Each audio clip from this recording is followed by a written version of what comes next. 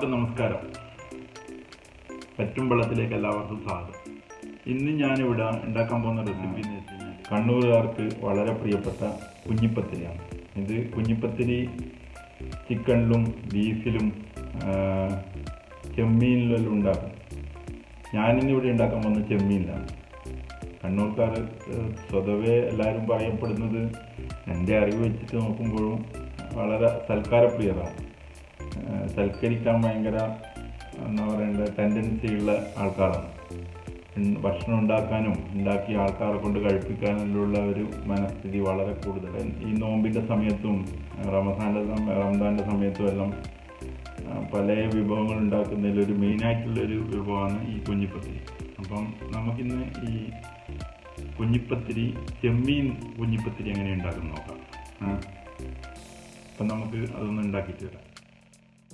ഇതുണ്ടാക്കാൻ വേണ്ടിയിട്ട് ഒരു 1/2 കിലോ ചെമ്മീൻ നല്ലോണം കഴുകി വൃത്തിയാക്കി എടുത്തിട്ടുണ്ട്. ഇനി ഇതിലേക്ക് 1 ടീസ്പൂണ് ഉപ്പ് ചേർക്കുക. 1 ടീസ്പൂണിൽ കുറച്ച് കുറഞ്ഞാലും സാരമില്ല, നോക്കിയിട്ട് ഇട്ടാൽ മതി.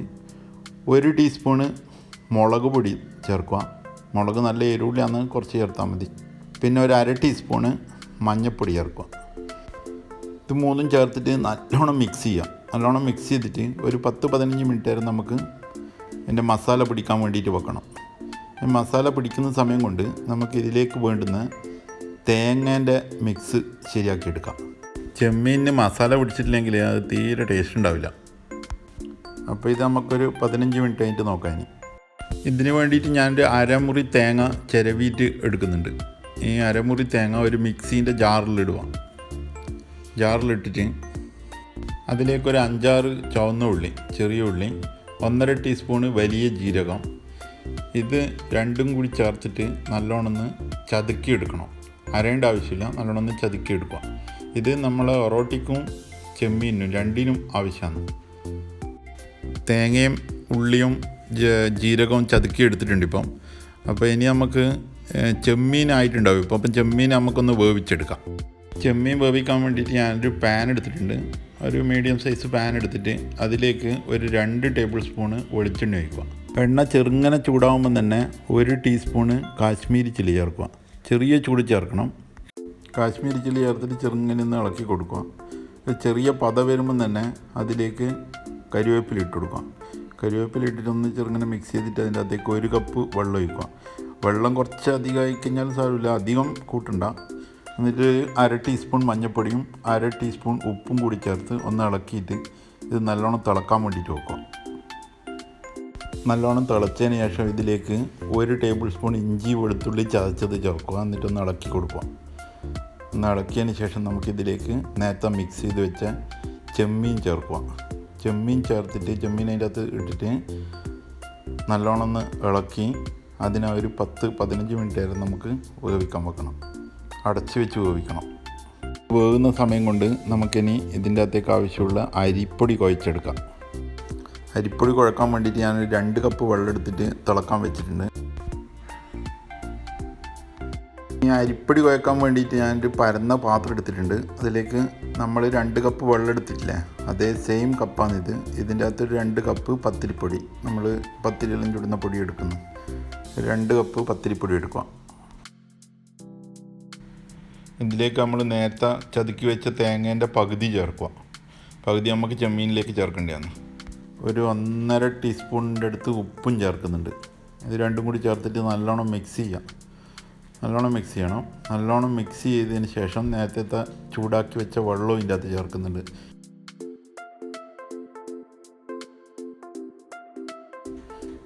രണ്ട് കപ്പ് വെള്ളം ചേർക്കുന്നുണ്ട്. ഈ അരിപ്പൊടിക്കനുസരിച്ചിട്ട് വെള്ളത്തിൻ്റെ കൺസിസ്റ്റൻസി കൂടുകയും കുറയുകയും ചെയ്യും. അപ്പോൾ നമുക്കിതൊരു ഇടിയപ്പത്തിന് പത്തിരിക്കെല്ലാം കുഴക്കുന്നതിനെക്കാട്ടും കുറച്ചും കൂടി ഒന്ന് ലൂസായിട്ട് കുഴച്ച് കിട്ടണം. അപ്പോൾ ആ രീതിയിൽ വെള്ളം ഒഴിക്കുക. ഏകദേശം ഒരു കണക്ക് എന്ന് പറഞ്ഞാൽ 2 കപ്പിന് 2 കപ്പ് വെള്ളം എന്നുള്ളതാണ്.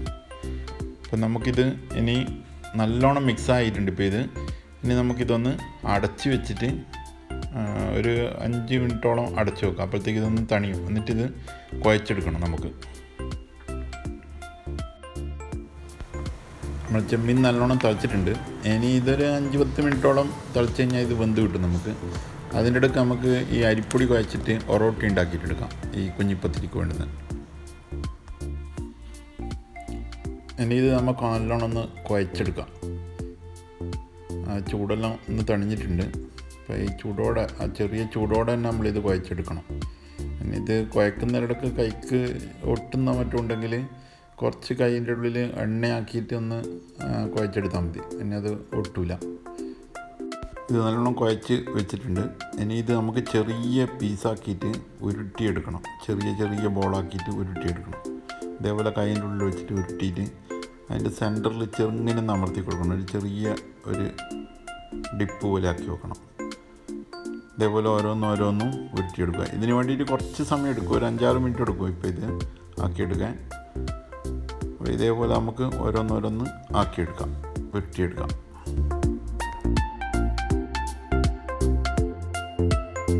അരിപ്പൊടി മൊത്തം ഉരുട്ടി വെച്ചിട്ടുണ്ട്. ഇതേപോലെ ഇതിപ്പോൾ ഒരു 5-6 മിനിറ്റ് എടുത്തിട്ടുണ്ട് എനിക്ക് ഉരുട്ടി വെക്കാൻ വേണ്ടിയിട്ട്. ഇനി ഇത് നമുക്കിപ്പം വേവിച്ചെടുക്കണം. ഒരു ആവിക്ക് വെച്ചിട്ട് വേവിക്കണം. ഇത് ഒരു ഇഡ്ഡലി പാത്രമോ അല്ലെങ്കിൽ എന്തെങ്കിലും ഒരു സ്റ്റീമറോ അങ്ങനെ എടുത്തിട്ട് അതിൻ്റെ അകത്ത് വെച്ചിട്ട് നമുക്ക് വേവിക്കാം. ഇത് ഞാനിപ്പോൾ ഇത് വേവിക്കാൻ വേണ്ടിയിട്ടൊരു സ്റ്റീം ചെയ്യുന്നൊരു പാത്രം എടുത്തിട്ടുണ്ട്. അതിലേക്ക് നമുക്കിത് വെച്ച് കൊടുക്കാം. ഓരോ പീസായിട്ട് വെച്ചിട്ട് നമുക്കിത് വേവിച്ചെടുക്കാം. ഇനി ആവശ്യമുണ്ടെങ്കിൽ കുറച്ച് അടിയിൽ എണ്ണ തേച്ച് കൊടുത്താൽ മതി. ഇത് ഞാനിപ്പോൾ ഒരു സ്റ്റീമറിലേക്ക് മാറ്റിയിട്ടുണ്ട്. ഇഡ്ഡലി പാത്രം എന്തെങ്കിലും മതി. ഇനി നമുക്കൊരു 10 മിനിറ്റ് അടച്ചു വെച്ച് വേവിക്കാം. ചെമ്മീനായിട്ടുണ്ട്. ഇനി ഇത് ഫ്ലെയിം വളരെ ലോയിലാക്കിയിട്ട് അടച്ചു വെക്കുക. ഇത് 10 മിനിറ്റ് ആയിട്ടുണ്ട്, വെന്തിട്ടുണ്ടാവും. ഇനി ഇതൊരു പാത്രത്തിലേക്ക് മാറ്റിയിട്ട് നമുക്ക് കുറച്ച് നേരം തണിയാൻ വെക്കുക. എന്നിട്ട് നമുക്കിത് ചെമ്മീനിലേക്ക് ചേർക്കണം. ചെമ്മീൻ നമ്മൾ ലോ ഫ്ലെയിമിൽ വെച്ചിട്ടുണ്ടായിരുന്നു. അപ്പോൾ നമുക്ക് ഇനി പൊറോട്ടി നമുക്ക് ഇതിലേക്ക് ചേർത്തിട്ട് നല്ലോണം ഒന്ന് മിക്സ് ചെയ്യാം. നല്ലോണം ഒന്ന് മിക്സ് ചെയ്തിട്ട് ഒരു 5 മിനിറ്റും കൂടി ഇതിനെ അടച്ച് വെച്ചിട്ട് നല്ലോണം ഒന്നും കൂടി വേവിക്കുക.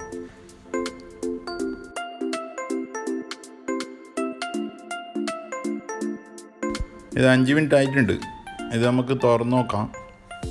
ഇതിലേക്ക് ഇനി നമുക്ക് ബാക്കിയുള്ള നേരത്തെ ചതുക്കി വെച്ച തേങ്ങയും കൂടി ചേർത്ത് ഒന്ന് ഇളക്കുക. നല്ലോണം ഇളക്കിയിട്ട്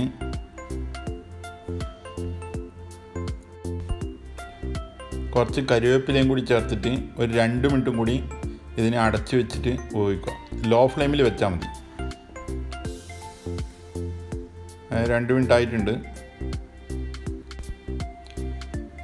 ഇനി ഇത് ഒരു 1 മിനിറ്റോളം നല്ല ഹൈ ഫ്ലെയിമിൽ നല്ലോണം ഇളക്കി കൊടുക്കുക.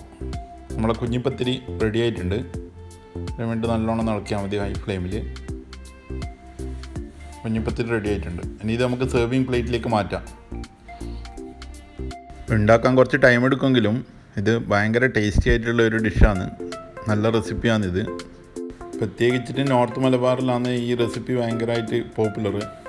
അപ്പം ഈ റെസിപ്പി നിങ്ങൾക്ക് ഇഷ്ടപ്പെട്ടിട്ടുണ്ടെങ്കിൽ എൻ്റെ വറ്റുംവള്ളം ചാനൽ സബ്സ്ക്രൈബ് ചെയ്യുക, ലൈക്ക് ചെയ്യുക, സുഹൃത്തുക്കളായിട്ട് ഷെയർ ചെയ്യുക, സപ്പോർട്ട് ചെയ്യുക. അപ്പോൾ അടുത്ത പ്രാവശ്യം വേറൊരു റെസിപ്പി ആയിട്ട് കാണുന്നവരെ എല്ലാവർക്കും ബൈ ബൈ.